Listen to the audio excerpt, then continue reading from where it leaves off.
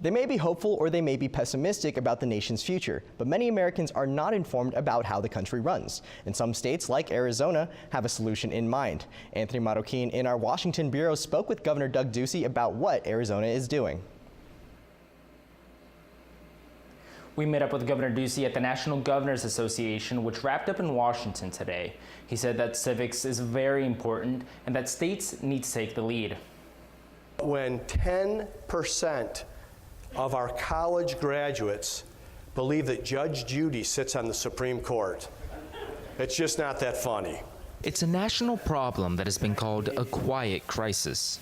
How can we expect our children to protect the principles on which this country was founded if they don't even know what those principles are? And one Governor Doug Ducey said is up to the states to fix as quickly as possible.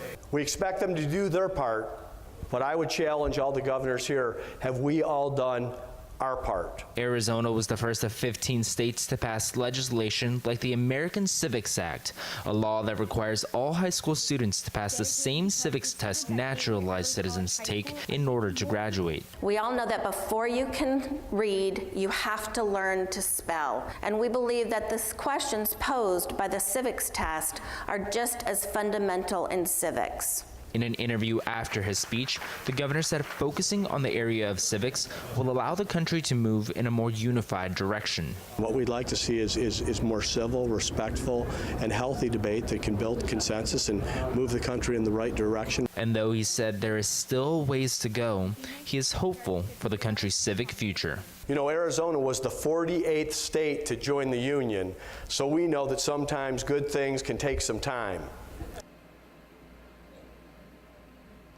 The Joe Foss Institute is looking to have similar civic education laws passed in all 50 states by this fall. In Washington, D.C., Anthony Marroquin, Cronkite News.